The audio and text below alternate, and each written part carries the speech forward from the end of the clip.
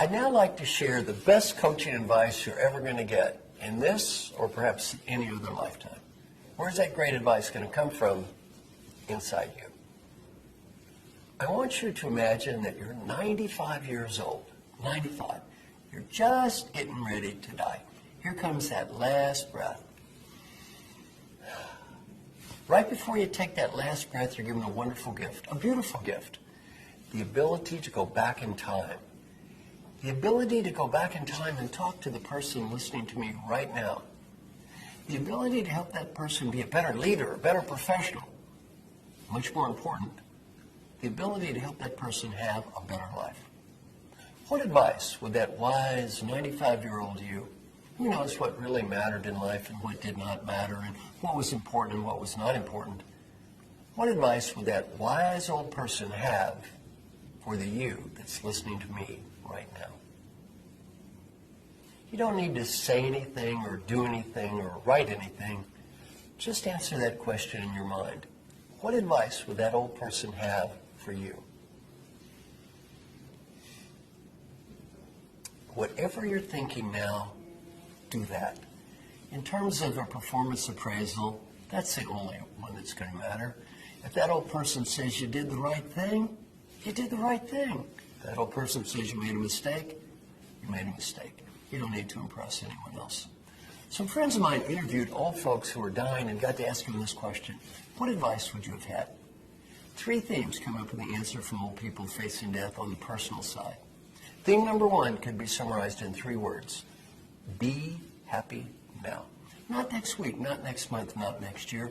The great Western disease is sweeping the world. What is that great Western disease? I'll be happy when? When I have the money, the status, that I will be happy when. We all have the same when. That 95-year-old person facing death, that is when. Learning point from old people, I got so busy chasing what I did not have. I could not see what I did have when I had everything. My guess is you're one of the luckiest people that ever lived. You probably have friends, family, interesting work. Relative to me, you probably have youth. You have it all. Don't get so wrapped up looking at what you don't have. You can't see what you do have.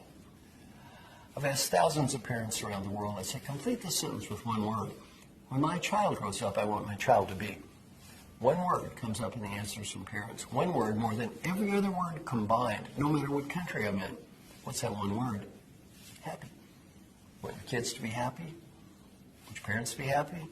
Want the people that love you to be happy? Want the people that respect you at work to be happy? You go first. You be happy. Learning, too, from old people facing death on the personal side, friends and family. You probably work for a great company. I'm going to help you. When you're 95 years old and you're on your deathbed, and none of your employees are waving goodbye, you start to realize, these friends and family, they're kind of important. They're the only ones that seem to matter a whole lot today. And learning point number 3, if you have a dream, go for it. Because if you don't go for it when you're 45, you may not when you're 55, and you probably will not when you're 85. And it doesn't have to be a big dream, maybe a little dream. Go to New Zealand or speak Spanish or play a guitar. Other people think your dream is goofy. Who cares? It's not their dream, it's your dream. It's not their life, it's your life. At a very fun, have fun. Life is short. Life is short. Number 2 is do whatever you can to help people. The main reason to help people has nothing to do with money or status or getting ahead. The main reason to help people is much deeper. The 95-year-old you will be very proud of you because you did and disappointed if you do not. And if you do not believe this is true, you interview any CEOs who have retired, and I've interviewed a whole bunch of them and asked them a question, please tell me, what are you proud of? So far, none of them told me how big their office was. All they ever talked about is people they helped. Final advice also saying, go for it. Your industry's changing, your world's changing. You do what you think is right. You may not win, at least you tried. Old people, we almost never regret the risks we took and failed.